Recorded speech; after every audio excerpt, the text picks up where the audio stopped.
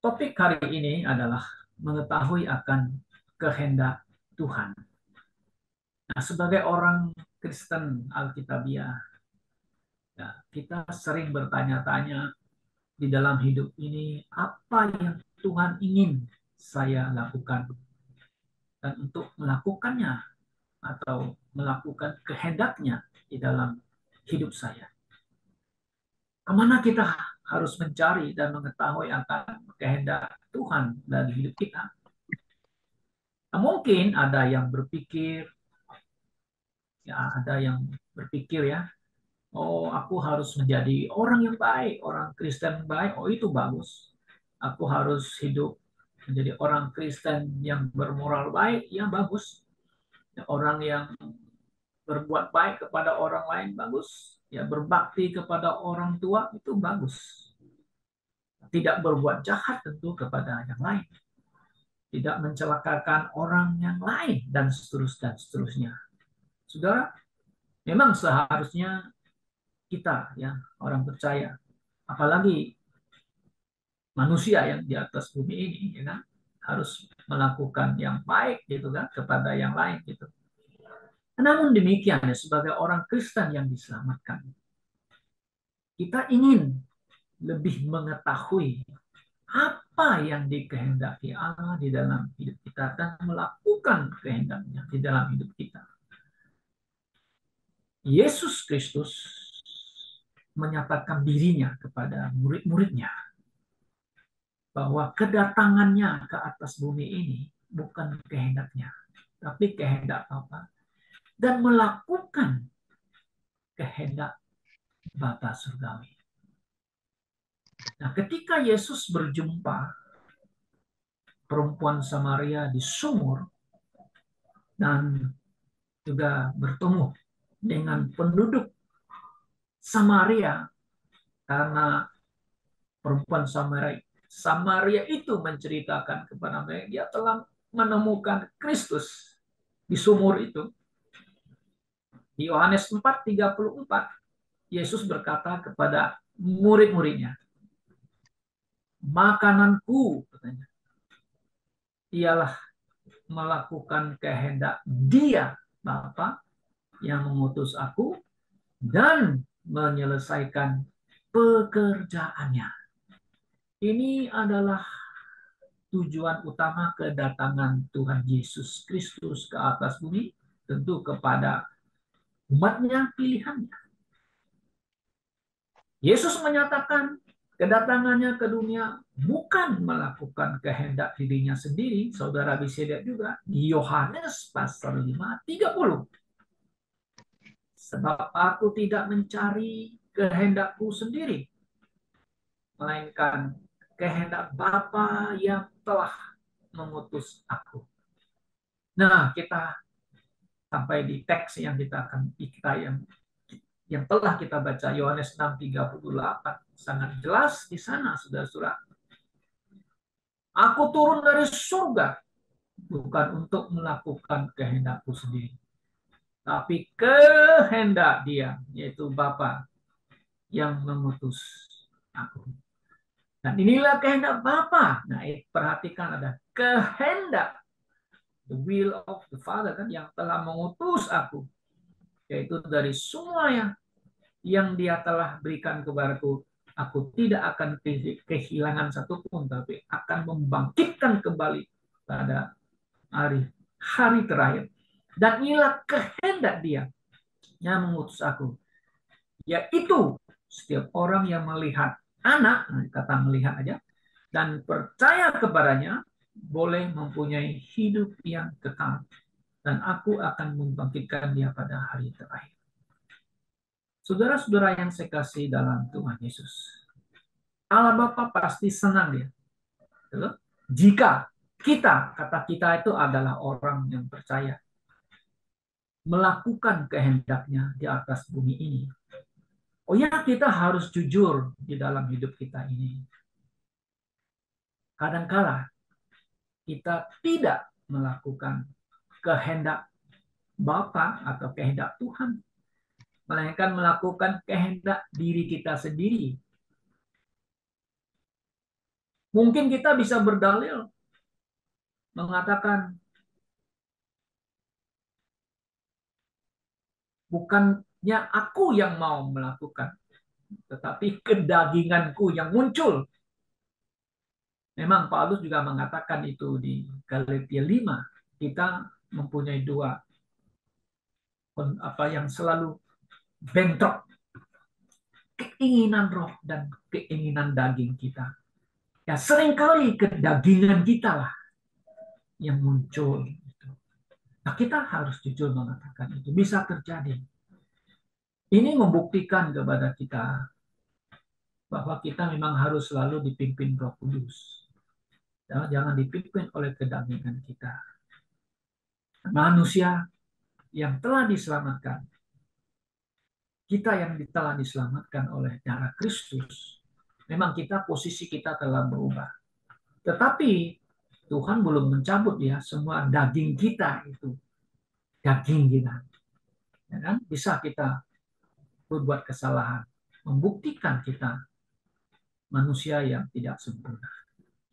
Saudara-saudara, kita mau mengetahui akan kehendak Allah yang paling utama sesuai dengan kebenaran firman Tuhan. Yang pertama kita lihat adalah kehendak Tuhan Allah. Saya pakai Tuhan Allah biar tetap. Semua manusia diselamatkan. Ini adalah kehendaknya dari sejak manusia jatuh ke dalam dosa sampai hari ini. Jika ini kehendaknya semua manusia diselamatkan, lalu saudara bertanya, kalau begitu kenapa semua manusia tidak diselamatkan atau tidak terselamatkan? Ya, gitu. Saudara-saudara, apakah Tuhan yang berdaulat, yang maha pengasih, penyayang, tidakkah mampu menyelamatkan seluruh umat manusia yang berdosa? Kalau dia tidak bisa, berarti kita mengatakan dia tidak mampu. Bukan masalah persoalan itu, ya. Nah, keselamatan yang Tuhan berikan adalah keselamatan anugerahnya kepada umat manusia, supaya manusia dengan hatinya boleh memilih dan merespon dengan dia punya free will akan karunia Allah yang diberikan kepada manusia, supaya dia bisa mengambil keputusan diri sendiri, bukan dipaksa. Ya kan? Sekali lagi, bukan dipaksa supaya dia percaya Tuhan dan diselamatkan. Tuhan tidak mau memaksa seseorang. Dipaksa, kamu harus percaya gitu. Tidak. Tapi dia mau supaya manusia boleh percaya dia itu dengan hati, bukan kepala. Sekali lagi, dengan hatinya. Karena hati itu mencerminkan kepribadian manusia atau mengasihi Tuhan. Bukan dengan paksa kan, tapi dengan hatinya. Karena Alkitab jelas mengatakan Allah itu kasih, yes. Dia yang terlebih dahulu mengasihi kita, bukan kita yang mengasihi dia. Nah, karena itulah saudara-saudara yang dikasihi dalam Tuhan Yesus Kristus.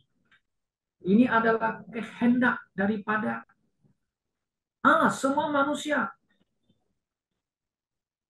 Dia mau supaya manusia itu diselamatkan. Ya. Nah, Matius pasal yang ke-7 ayat 21, Yesus sudah mengatakan, bukan setiap orang yang berkata kepadaku. Nah, ini terjemahan yang bagus mungkin ya.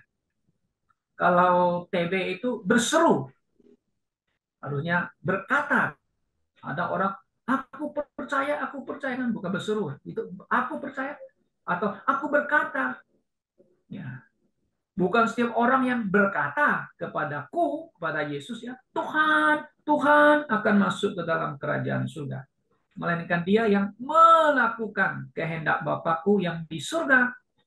Nah, inilah kehendak Bapaknya yang di surga kan. Nah, kemudian kalau kita lihat lagi di Markus 3:35, Markus 3:35. Karena barang siapa melakukan kehendak Allah, Yesus berkata, dialah saudaraku laki-laki dan saudaraku perempuan dan ibuku.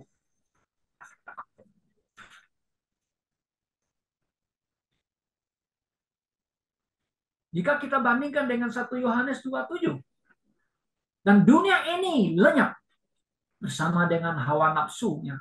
Tapi dia, nah ada kata dia, yang melakukan kehendak Allah, tetap tinggal selama-lamanya. Ini seolah-olah ada usaha untuk mendapat selamat. Tidak ya, saudara-saudara ya. Ini hanya melakukan kehendak Allah. Apa itu melakukan kehendak Allah? Saudara bisa baca kembali di Yohanes 6 ayat 40. Kan mengatakan, dan inilah kehendak dia yang mengutus aku, yaitu setiap orang yang melihat aku. Waktu Yesus kan sudah datang kepada umatnya, oh, kalian melihat aku kan dan percaya padaku, boleh mempunyai hidup yang kekal. Dan inilah hidup kekal, yaitu bahwa mereka dapat mengenal engkau satu-satunya Allah yang benar. Itu menunjukkan kepada Allah Bapa itu. Kemudian percaya kepada Yesus Kristus yang engkau telah utus, Yohanes 17 ayat 3. Nah, kehendak Tuhan tidak mau satupun binasa dinyatakan oleh Petrus di suratnya 2 Petrus 3:9. Ada orang mengatakan Tuhan tidak, Tuhan itu lalai kan. Mana janjinya? Mana janjinya dia mau menyelamatkan manusia? Katanya dia Maha Pengasih, Maha Penyayang. Dia bisa dengan kuasanya, kedaulatannya menyelamatkan semua manusia kan begitu. Tapi Petrus menjawab dengan firman Tuhan. Tuhan tidak lalai dalam menepati janjinya. Sebagaimana beberapa orang yang menganggapnya sebagai kelalaian. Kan sebagian ya orang. Tapi ia panjang sabar, long suffering terhadap kita karena tidak dikehendakinya. Nah, kata kehendakinya, seorang pun binasa, melainkan supaya semua orang, not sebagian, not the elect, enggak ada. Semua orang datang untuk apa? Bertobat. Nah, kata bertobat sini change your mind. Yang tidak percaya sekarang, percayalah kepada Yesus kan begitu. Nah, ini adalah kehendak Allah yang paling utama. Yang kedua, saudara, adalah kehendak Tuhan. Setiap orang Kristen yang percaya ini dibersihkan. Hidupnya harus selalu disanctify, dikuduskan. Nah, seperti perumpamaan pokok anggur yang benar itu Yohanes 15 ayat 2 dan 3. Yang tidak berbuah, cabangnya itu dipotong. Ranting yang berbuah selalu dibersihkan. Ini tidak ada kaitannya dengan tentang keselamatan bisa hilang ya. Ini hanya menyangkut dengan orang yang telah diselamatkan. Nah, ini memang sebagian yang konsep hilang keselamatan itu selalu kutip ayat ini, ya gitu. Nah, yang rantingnya berbuah selalu dibersihkan. Dibersihkan itu sakit kadang-kadang saudara, ya, supaya dia makin lebat. Gitu. Nah, memang kita sebagai orang Kristen yang hidup di dunia yang jahat ini, saudara, kita masih tinggal di dunia, ya, supaya kita boleh berbuah. Nah, begitu. Nah, 1 Tesalonika pasal 4 ayat 1 sampai 7, Saudara, di sana mengatakan kepada kita ya bahwa adalah kehendak Allah supaya kita itu harus dibersihkan. Ya, hidup kita harus bersih atau hidup harus disucikan. If we are living clean katanya, holy life. Holy life dalam apa? Dalam pikiran, dalam motivasi kita, dan dalam tindak tanduk kita. Nah, ini terjemahan kalau lain agak sedikit beda ya. Tindak tanduk kita, ya kan? Atau our actions, perbuatan kita. Nah, jika seorang Kristen yang telah diselamatkan tidak hidup dengan hidup pengudusan atau hidup yang bersih, terpisah dari kejahatan dunia ini, sudah tentu ya Allah tak berkenan kan kepada mereka dan lagi tidak akan diberkati hidup mereka saat sekarang maupun saat yang akan datang. Nah, makanya kita harus hidup clean ya di hadapan Tuhan. Nah, ini adalah kehendak Tuhan bagi kita sebagai orang Kristen. Saudara yang saya kasih dalam Tuhan Yesus, apalagi dalam satu gereja, gereja yang besar, banyak aktivis, banyak jemaat gitu. Ya kan banyak cerita-ceritanya kan ya.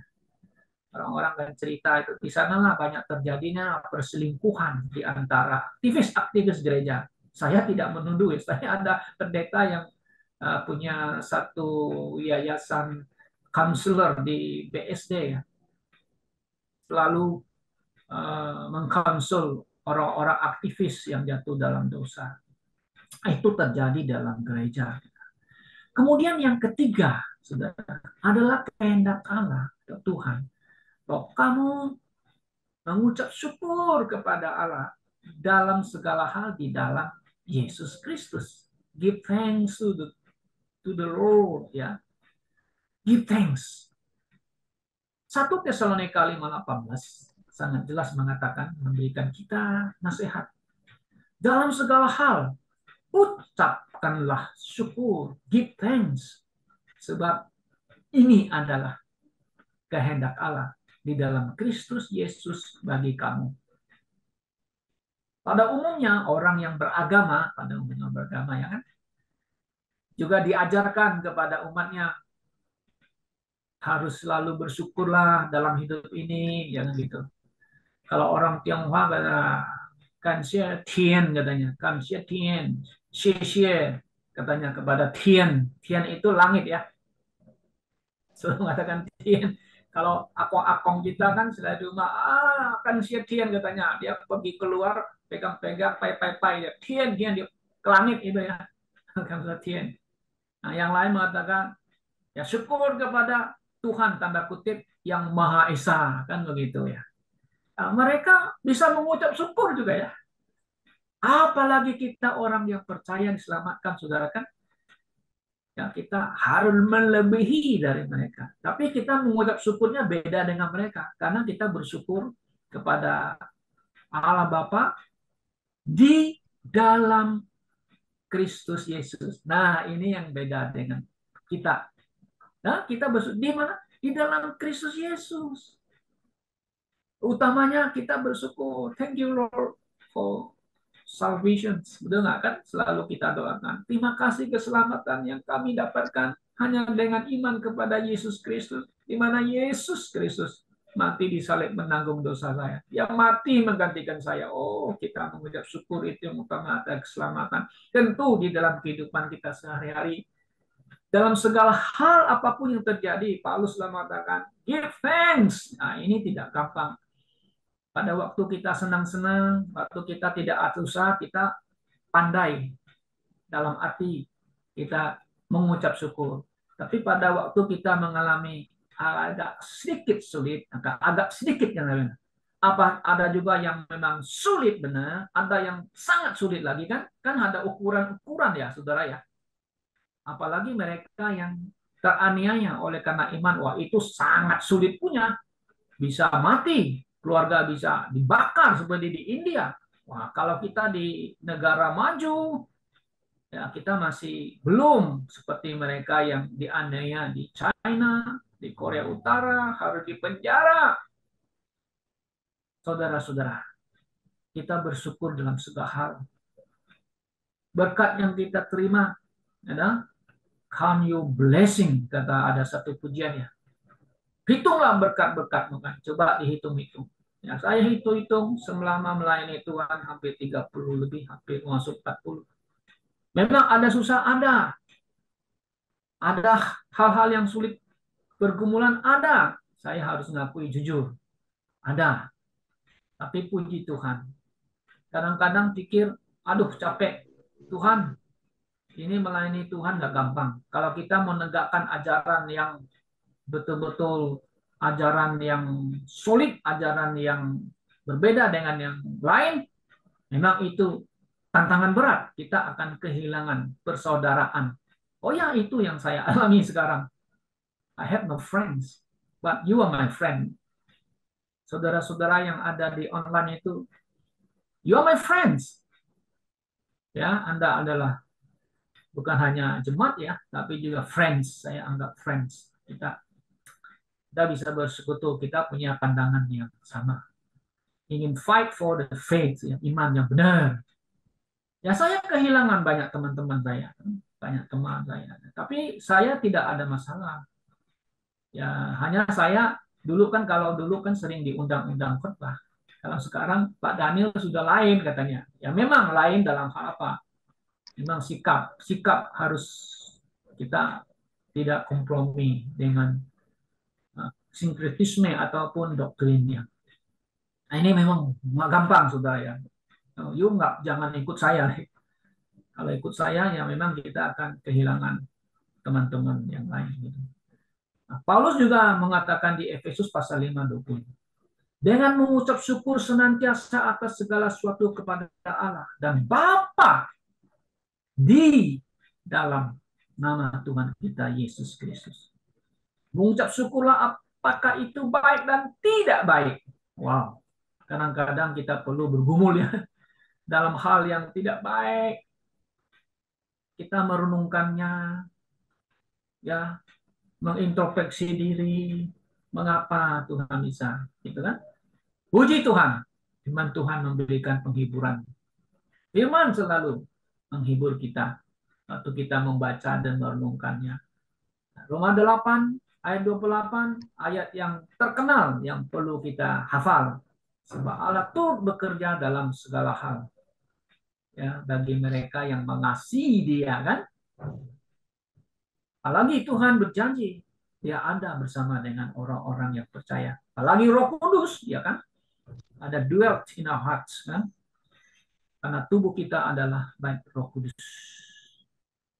Kolose 3:17 juga mengatakan Paulus menulis mengucap syukur.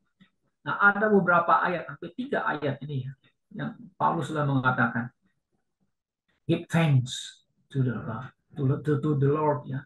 Selalu give thanks. Ini kehendak Allah bagi kita orang, nah, supaya kita tahu ini adalah kehendak, supaya kita melakukannya dan begitu. Keempat adalah kehendak Allah kita mentaati perintahnya. 1 Petrus 2:13 dan 15. Kita ikuti perintah Tuhan, tidak ada salah. Saul tidak mengikuti perintahnya Samuel, karena Samuel perintahnya kan dari Allah kan, supaya Samuel pergi kasih tahu ke Saul supaya you ikut semua perintah ini. Tapi dia not fully obeys God's word, hanya separuh kan begitu. Akhirnya dia ditolak. Nah, di 1 Petrus pasal 2, 13, 15, tunduklah kepada semua lembaga manusia demi Tuhan. Nah, ini hubungannya kita dengan pemerintah yang ada. Yang eksis sekarang kan, eksis ya, yang ada ya. Baik kepada raja, sebagai kekuasaan tertinggi, atau kepada gubernur, nah, governor, pemimpin ya. Sama seperti kepada orang-orang diutus oleh Allah. Mereka juga diutus oleh Allah, Petrus mengatakan. Mereka juga ditetapkannya, diangkat sebagai penguasa atau pemimpin satu negara. Untuk apa? Menghukum orang-orang yang berbuat jahat. Ya, ada yang jahat melanggar hukum, harus dihukum. Nah, untuk memberikan pujian kepada orang-orang yang berbaik, ya dikasih hormat, ya kan? Oh, ini pahlawan yang baik, yang memimpin kita, yang memberikan kita kemerdekaan, ya dikasihlah penghargaan itu ya. Nah, sebab demikianlah kehendak Allah, supaya dengan berbuat baik kamu boleh membungkamkan ketidakpedulian dari orang-orang bodoh.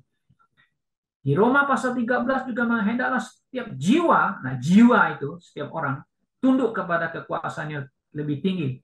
Sebab tidak ada kekuasaan yang tidak berasal dari Allah. Ya, kita harus tahu. Ada tanya North Korea, yang otoritas sangat kejam. Apakah dia juga yang diangkat Tuhan? Oh ya, Tuhan izinkan. Dia ada, dia muncul, dia memimpin. Memang dia kejam, otoriter yang luar biasa. Ya kan? Nah, Tuhan, ya Tuhan bisa angkat siapa saja menurut kehendaknya untuk melakukan semua rencana kehendak di atas bumi ini. Kekuasaan-kekuasaan yang ada ditentukan oleh Allah. Ya, kalau saudara melihat di kitab Daniel juga ya, Nebukadnezar pun Tuhan yang tetapkan. Yang ada yang pergi dan ada yang datang. Kalau bukan Tuhan yang kasih, dia tidak akan dikasih. Apalagi Yesus berkata kepada Pilatus, kalau bukan yang dari atas Tuhan memberikan kamu kejabatan, kamu tidak akan mendapat jabatan itu. Nah, yang kelima, saudara, adalah kehendak Allah kita menyerupai gambar Kristus. Puji Tuhan. Nah, kita orang berdosa yang diselamatkan. Nah, ini satu kemuliaan yang Tuhan berikan kepada orang Kristen yang diselamatkan. Ini saudara harus bangga. Kita harus bangga bahwa saudara ada dalam Tuhan. Kita milik Kristus. Kita anak-anak Allah. Ya, menyerupai gambar Kristus. Ya. Roma 8 ayat 8 sampai 29. Dan kita dan tahulah bahwa segala sesuatu bekerja bersama-sama untuk kebaikan bagi orang atau mereka yang mengasihi Allah, yaitu bagi mereka yang terpanggil sesuai dengan rencananya. Sebab siapa yang telah ia kenal terlebih dahulu. Nah, TB itu langsung dipilih dulu ya. Ini harus yang coba dikoreksi dikasih notes itu.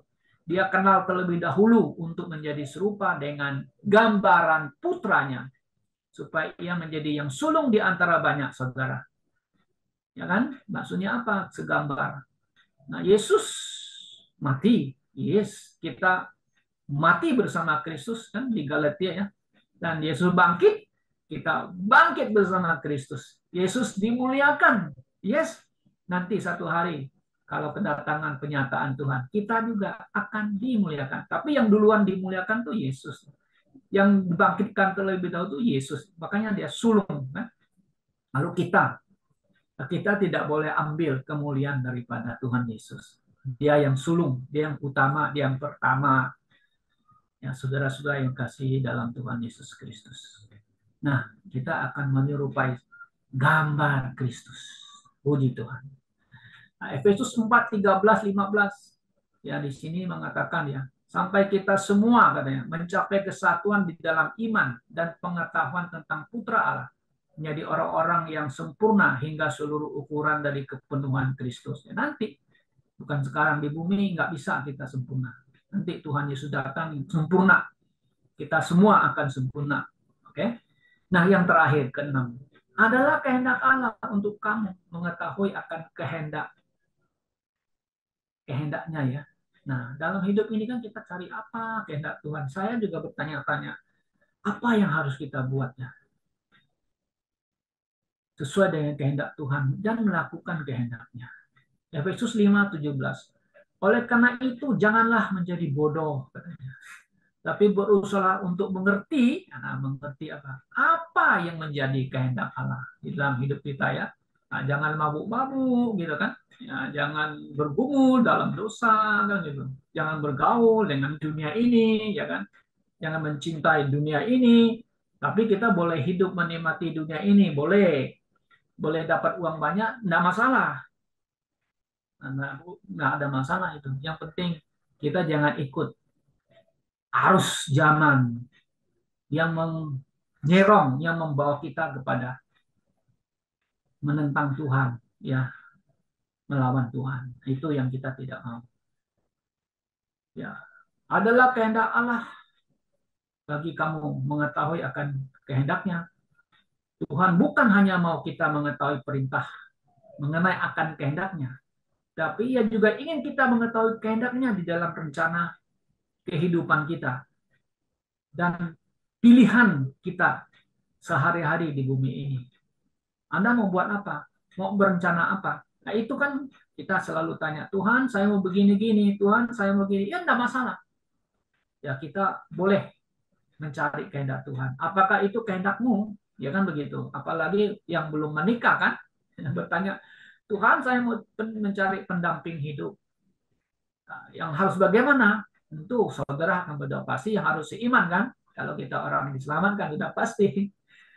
Apakah suku apa? Itu pilihan kita. Yang penting kan ketemu orang yang sesuai dengan apa yang Tuhan mau gitu kan. Ya ada chemistry lah, istilah bahasa anak muda sekarang ya, punya chemistry yang sama gitu kan. Ya enggak apa-apa, jalanin, berdoa, Tuhan ini kalau kehendakmu ya Tuhan ya melakukan kehendak Tuhan, tidak masalah. Ya menyerahkan segala totalitas kepada kehendaknya, bukan kehendak kita. Nah, Yesus memberikan banyak. Tuhan, ya dia bawa Bapa, singkirkanlah cawan ini kan, tapi bukan kehendakku kan, tapi kehendakmu yang terjadi. Nah, itu doanya Yesus luar biasa. Yesus memberikan teladannya. Oke?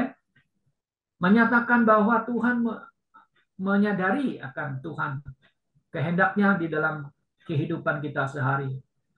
Nah, kerjakan apa yang kita bisa kerjakan sesuai dengan kemampuan kita. Tuhan tidak memaksa kita melampaui apa yang kita tidak bisa lakukan. Tidak mungkin kan? Ya dia mau kita melakukan dengan hati yang bersih, tulus. Ya kan? Ada orang yang punya talenta lebih tinggi, ya betul ada. Ada juga yang tengah-tengah. Mungkin ada yang juga yang simple-simple. Tapi intinya begini, kita harus lihat apa yang Yesus katakan kepada Yudas yang marah kepada Maria Magdalena, menuangkan minyak narwastu yang mahal itu, yang bisa dijual banyak uang, bisa kasih orang miskin. Dan juga murid-murid yang lain dia mengatakan, biarkan dia, kata Yesus. Apa yang ia bisa lakukan, biar ia lakukan kepadaku in the last moment. Karena hanya sedikit waktu lagi bersama-sama mereka bersekutu dengan Yesus. Hanya tinggal beberapa jam. Biarkan dia, katanya. Biarkan dia lakukan apa yang bisa dia lakukan. Oh, ini satu kalimat yang sangat indah saya perhatikan. Markus 14:8. Ya, sudah bisa baca ini. Biarlah ini menjadi memotivasikan kita semua ya. Jangan kadang-kadang kita mempunyai apa, aduh saya nggak bisa buat apa-apa lebih besar lebih banyak lagi ya. Tapi di sini kita lihat ia telah melakukan apa yang dapat dilakukannya. Tubuhku telah diminyakinya sebagai persiapan untuk penguburan. She has done what she could. Ya kan? She has very simple ayatnya. Dia telah melakukan apa yang dia dapat lakukan itu. Saudara-saudara yang saya kasih dalam Tuhan Yesus. Mari kita berbuat sesuatu untuk Tuhan Yesus ya. Mungkin kecil, tapi bagi orang kecil. Tapi Tuhan hanya akan melihat hatimu, motivasimu. Saudara-saudara yang saya kasih dalam Tuhan. Betapa senangnya jika kita setiap hari bisa mengerti kehendak Tuhan dan melakukan kehendaknya dalam hidup kita. God is pleased. Ya senang. Seperti Bapak juga ya. Senang kepada anak-anaknya kalau mereka melakukan hal-hal yang baik. Ya kan? Yang baik. Sesuai pandangan mereka baik. Gitu. Senang dia. Apalagi Tuhan kita senang melihat anak-anaknya obey His command. Dan apply His word.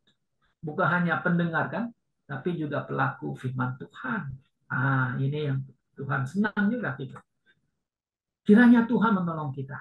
Kiranya Tuhan memberkati dan memakai kita di dalam segala hal. God bless semuanya. Tuhan memberkati kita semuanya. Tahuilah bahwa Tuhan senang kita melakukan kehendaknya. Di mana kita cari kehendaknya? In the Bible, dalam firman Tuhan, Alkitab.